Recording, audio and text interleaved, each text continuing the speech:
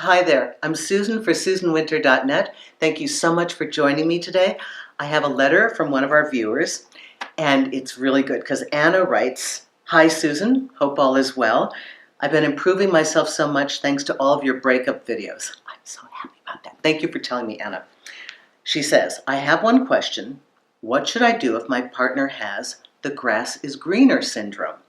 He broke up with me out of the blue, turned into a different person. He has a girlfriend now, but he begs me to talk to him whenever I cut the cord. But when I mention commitment, he pulls away. Thank you so much." Okay, couple things here. Beyond the grass is greener, Anna, you have a very confused and selfish ex that wants everything. Not even grass is greener, he wants all the grass. But we'll address that in just a second. The grass is greener. This is so indicative of this time period. If you doubt me, just go on any one of your dating apps.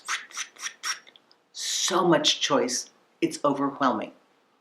I'm the kind of person that can't go to a department store, like a big department store, like a Bloomingdale's, where there are 9 football fields per floor. I can't focus if there's that much information coming at me, that much input.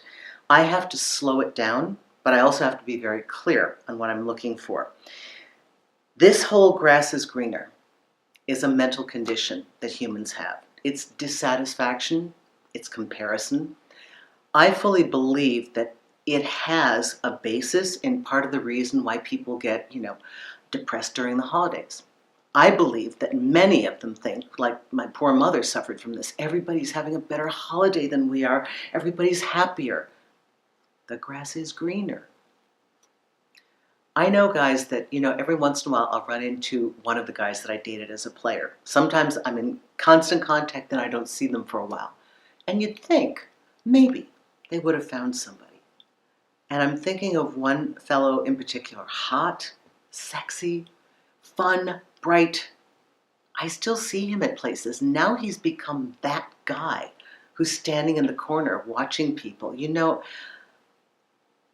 I always asked him, why don't you just, get into a relationship? He said, what if there's somebody better? He's still single. Well, he's in and out, in and out. The grass is greener, Anna, and everybody else. Has to do with comparison, has to do with second guessing ourselves, has to be overwhelmed with selection. When I was a young girl, I went on the grand tour as an adolescent, expose Susan to Europe for the first time as a young woman, okay? And I went into what was Eastern Berlin, Checkpoint Charlie. And I went to a department store. Okay. This one I could focus on. There's this wooden table, like something you'd put, I don't know, in the horse barn, right? The whole table, maybe 75 ashtrays, all the same. You want an ashtray? You take one of those. Boots, maybe 2 sizes, all the same. That's on another pallet over there. So, when we don't have selection, we want it. When we have too much selection, we become selection impaired. Therefore, the grass is greener. That mentality is a person who will never be able to make a selection. This is beyond just being temporarily overwhelmed. This is beyond how many beautiful faces you see on Tinder.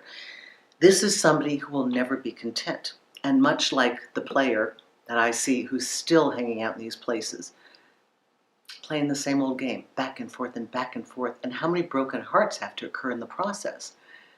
For you, Anna, so here's what's funny. You were pretty green grass. Wherever he came from, you looked like green grass. Maybe he did this to somebody else and then landed on you, right? So now you're the green grass. Then he's got you. Oh, she's green grass. So now he jumps over to her. She's the green grass. But now that he has her, the green grass he knew, you, becomes very tantalizing. And on and on and on the pattern goes. So please don't be seduced by numbers. Please don't be seduced by, it is a lot. We're inundated with so much selection, so much content.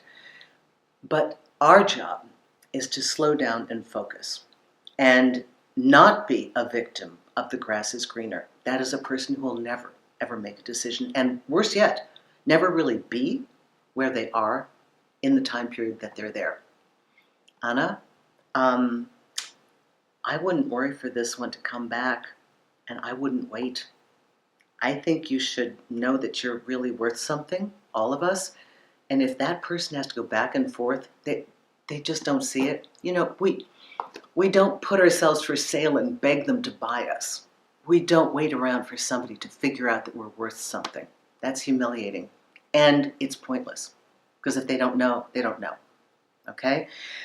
So the grass is greener. Okay? We all have to take a look. This has to do with the question of, am I settling? What's good enough? At some point we have to say, I like what I've chosen. Nothing is perfect. And not get confused by somebody's Facebook page or their Christmas cards that are so perfect with the golden retriever and they're so happy and the kids are beautiful. And you know what? We're all human beings trying to figure out what we're doing here. We are trying to get better at it. We have our foibles. We have our issues. Everybody. And maybe what you've got is actually really great. So let's kind of change the way we look at everything. So thank you, Anna, so much. Thank you, thank you, thank you, all of you that write me. Thank you. Wonderful commentary, wonderful questions. Thank you, those of you who've worked with me and on my consulting page or you've called me on Magnify. So, so great to watch you grow and watch you really evolve and get the love that you want. Thank you, everyone. Bye-bye now.